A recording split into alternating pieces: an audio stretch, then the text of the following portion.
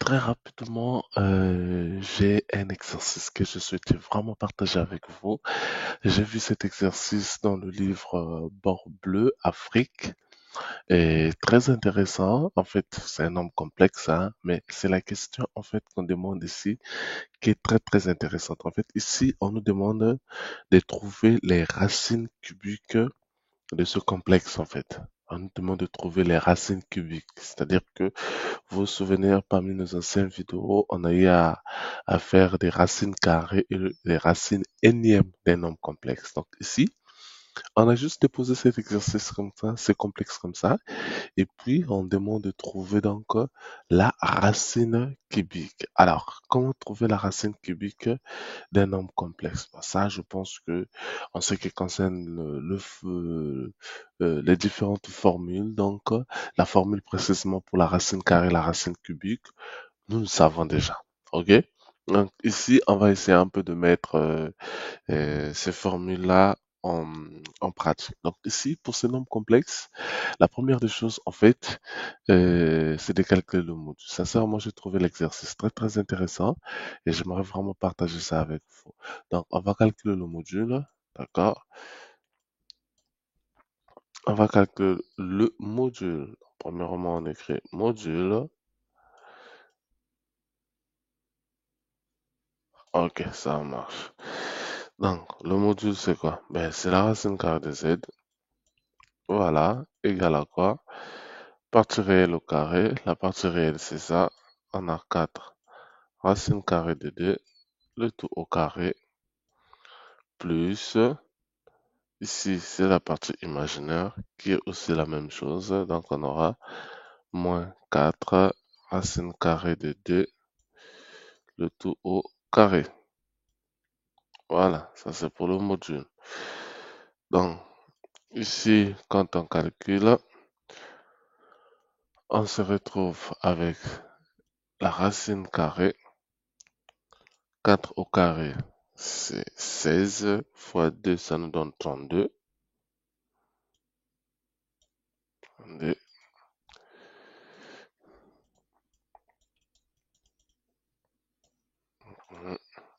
on prend le stylo, parfait.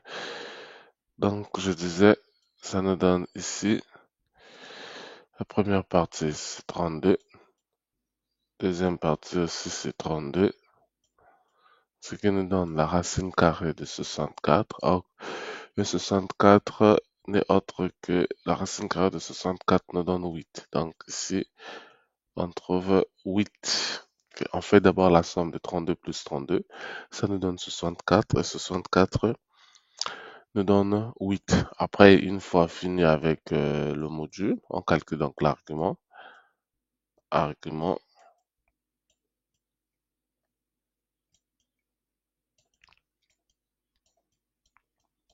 voilà. L'argument, on connaît très bien la formule. Donc, on a argument de z égale à quoi? Ben, le cosinus égale. Ici, c'est la partie réelle sur le module. La partie réelle, c'est 4 racine carrée de 2. Le module, c'est 8. Et le sinus θ nous donne quoi? C'est moins racine carrée, moins 4. Autant pour moi. Moins 4 racine carrée de 2 et sur 8. Donc ici, vous voyez très bien qu'on peut simplifier. D'accord? Simplifier les 4 et les 8. Et donc, du coup, l'argument de z va nous donner quoi? On a cosinus θ égale à quoi? Racine carrée de 2 sur 2 et sinus θ égale à quoi? Moins racine carrée de 2 sur 2. D'accord? Ici, je vous avais déjà montré comment trouver l'angle. D'accord? Comment trouver l'angle lorsque vous avez un des modules qui est négatif. Vous savez très bien. Donc ici, en fait, ça nous donne l'argument de z. Ok, donc l'angle, l'argument de z, argument de z égale à moins pi quart. Ok, moins pi sur 4. Ah, donc ici, on va mettre maintenant la deuxième écriture trigonométrique de z. On connaît le module, on connaît l'argument. Donc on aura z égale, la deuxième écriture c'est ça, le module de z, et c'est un argument qui est moins pi quart. N'oubliez pas, la question qui nous a été posée ici, c'est trouver racine cubique. D'accord? Une fois qu'on trouve le module et l'argument de z, on part maintenant chercher la racine cubique. On dit quoi? Soit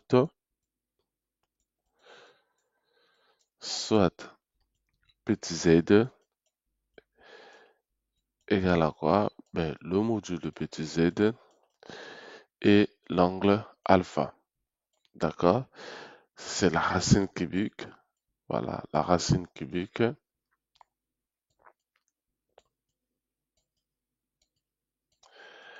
La racine cubique de grand Z. Donc, petit z qui est égal à ça, la racine cubique de grand Z. Alors, qu'est-ce que ça donne? Ben, si petit z est la racine cubique, ça veut dire que z exposant 3 égale à quoi? Ben, égale à grand Z.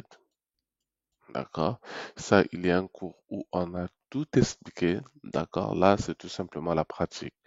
Donc, ceci entraîne qu'on aura ben, module de petit z, l'angle alpha, le tout exposant 3 serait donc égal à quoi? Sera égal à ben, 8 moins pi quart. D'accord? Et donc, ici, on fait rentrer donc le 3, ce qui nous donne donc ici, on aura module de petit z exposant 3, et là nous aurons 3 angles alpha. Ceci égale à 8 moins pi quart. Donc ici, on se retrouve avec l'égalité des deux nombres complexes. Lorsqu'on a l'égalité des deux nombres complexes, ça, vous le savez très bien, ça nous donne quoi? Les modules entre eux, d'accord? On aura donc module de petit z.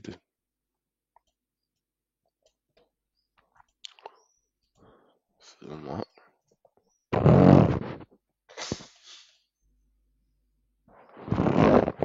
voilà.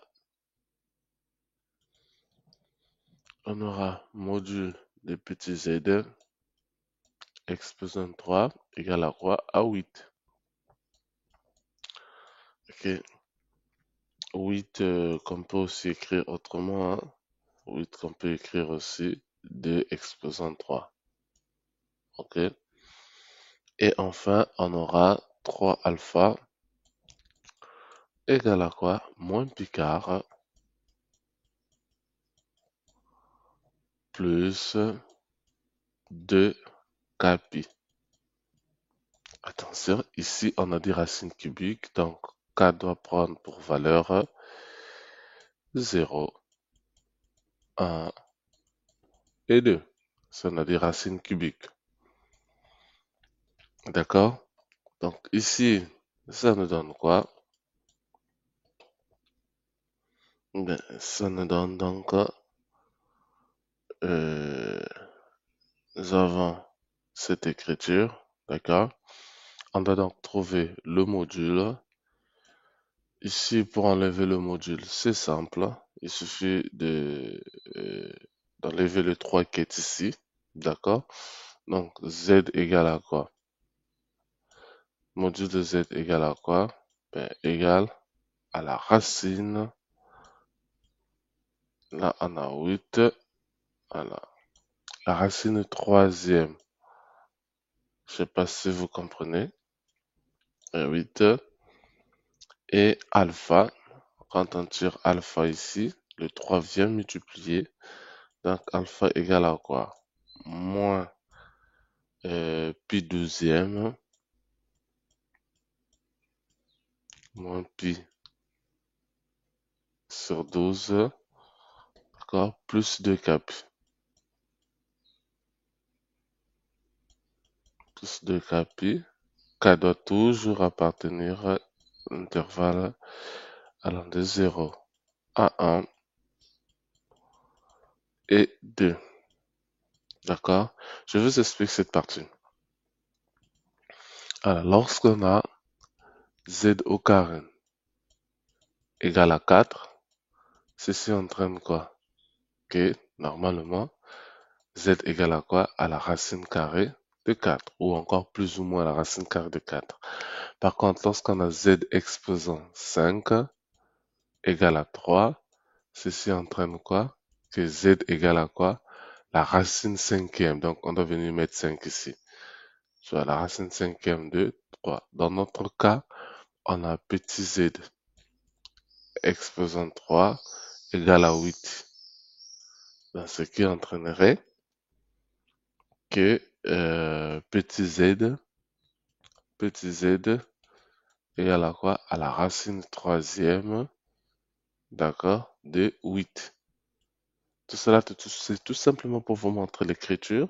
Sinon, on peut en même temps simplifier. OK? Par exemple, on a petit z exposant 3 égale à 8. Donc, 8 n'est autre que 2 exposant 3. D'accord? Donc, ceci entraîne que exposant 3. Donc, module de z égale à 2. On peut simplifier depuis ici. Comme ici aussi, c'est quoi? Ça donne quoi? Mais ça donne 3. OK? Euh, voilà. Sur 2. Ici, si on décompose 8, on prend cette écriture. Le tout exposant quoi? Un tiers. Les 3 vont se simplifier. On aura quoi? Tu vois, donc facilement, on peut se retrouver. On reste sur ça. On reste sur ça. C'est plus net et c'est plus net et précis. D'accord? C'est plus net et précis. On aura donc deux. Ici, on aura 2 exposants 1. 2 exposants 1 n'est autre que 2. Mais on reste sur ceci. Donc ici, c'était tout simplement une explication, question de vous faire comprendre le pourquoi cette écriture en fait. On peut aussi dépouiller ici, d'accord, décomposer ça. Donc ici, au finish, on aura quoi? Après cette explication, on aura quoi? Module de petit z égale à 2, d'accord? Et son angle qui est donc alpha, alpha égale à quoi? Moins pi sur 12 plus 2 pi 2 pi sur 3. Alors ici, il y a une... voilà, c'est 2 pi sur 3. Ok, c'est 2 pi sur 3. Parfait. Donc voilà ce qu'on a trouvé. Donc notre petit z, donc la racine cubique peut s'écrire sous la forme son module qui est 2, d'accord? Et son angle qui est moins pi sur 12 plus 2 pi 2 pi sur 3. Nous, c'est l'écriture complexe qui nous intéresse. Donc, petit z égale à quoi? À 2 exponentielle de i facteur de moins pi deuxième plus 2 pi sur 3. Nous, c'est cette écriture qui nous intéresse. Donc, ici, on a dit que K doit appartenir à 0 doit prendre pour valeur 0, 1 et 2. Donc, une fois qu'on arrive ici, on donne l'écriture complexe. C'est où? On est là. On donne l'écriture complexe. On doit trouver différentes valeurs de Z, d'accord? Tout en faisant varier K de 0 à 2. D'accord? C'est-à-dire, pour K égale à 0, on va dire par exemple, pour K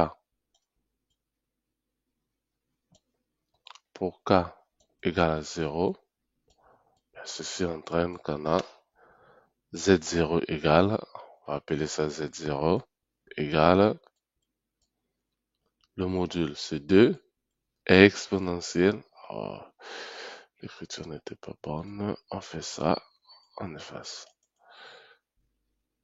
Ok, on reprend le stylo, parfait.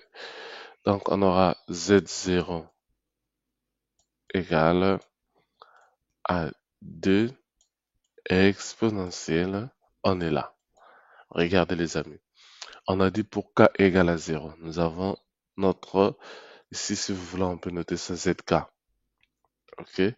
Donc on fait varier K de 0 à 3 parce qu'on est en train de trouver les racines cubiques. Donc quand K prend la valeur 0, on est ici. Ça veut dire que ici on mettra 0. 2 fois 0, 0. Divisé par 0, divisé par 3, ça nous donne 0. Donc cette partie, pour K égale à 0, cette partie disparaît. D'accord? Donc il nous reste quoi? Moins pi sur 12 i. D'accord? Et deuxième, pour K égale à 1, c'est pareil. On remplace. D'accord? On remplace.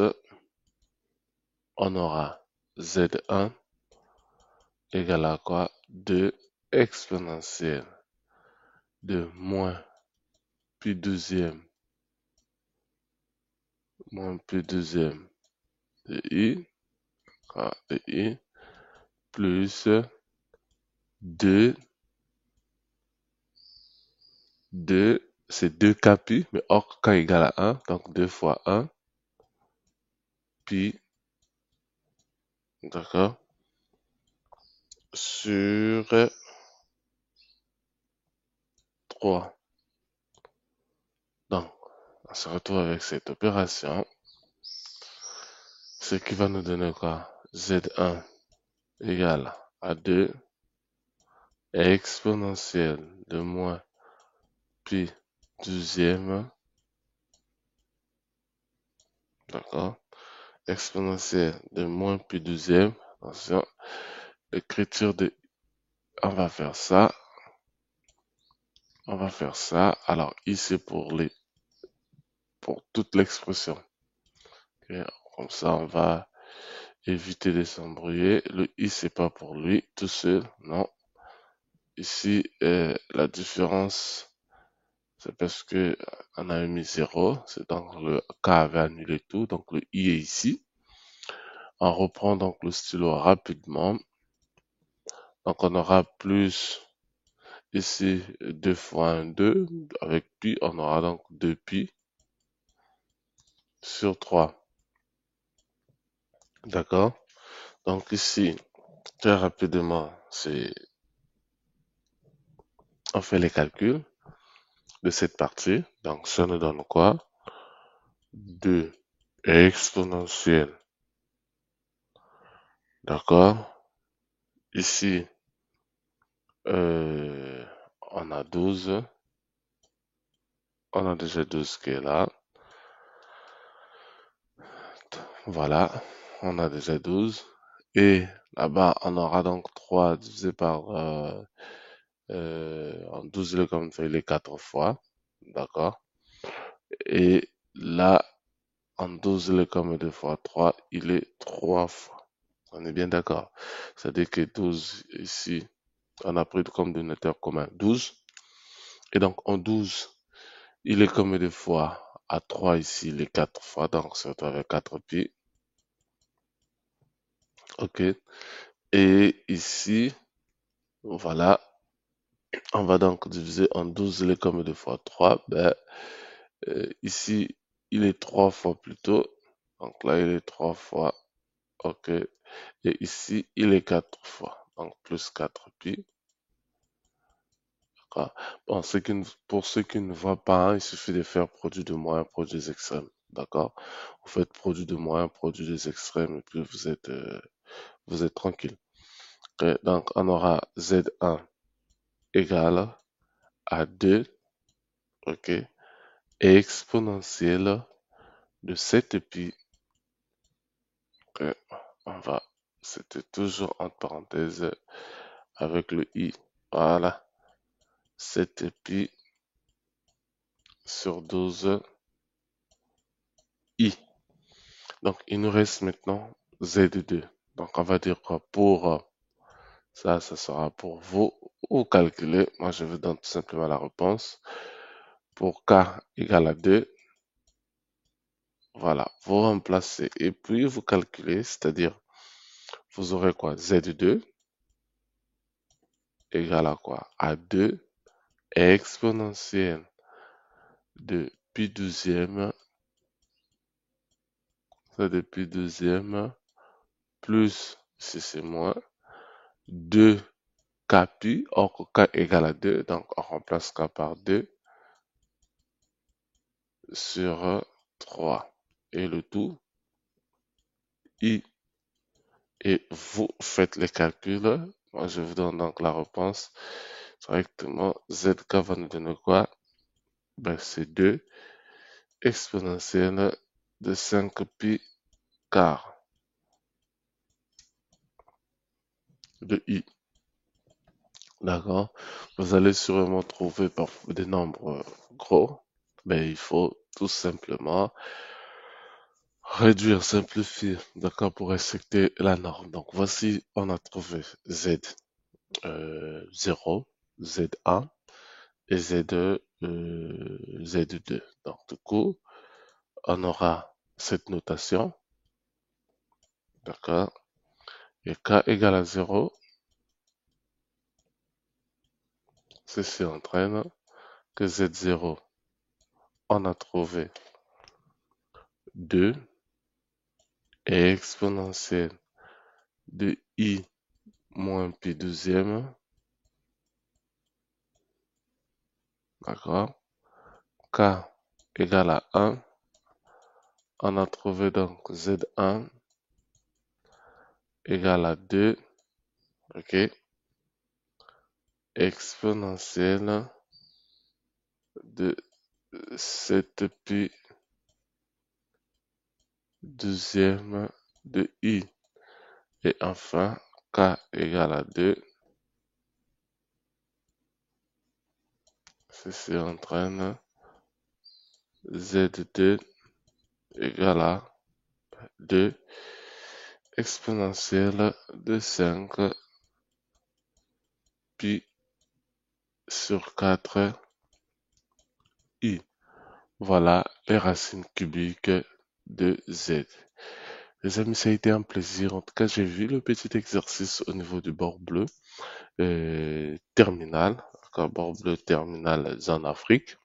Et je me suis tellement intéressé à l'exercice, je me suis dit, pourquoi pas partager ça avec vous. Donc, ça a été un réel plaisir, d'accord. J'espère que vous avez compris. Si vous avez des points où vous n'avez pas compris, merci de poser des questions.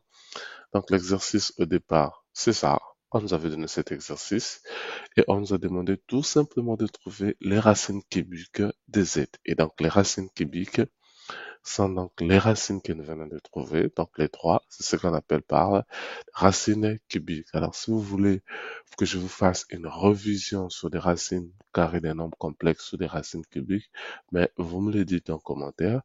Et d'ici là, moi, je vous prends congé. Merci de regarder. Merci de vous abonner, de partager et de liker. On se dit à la prochaine. Ciao.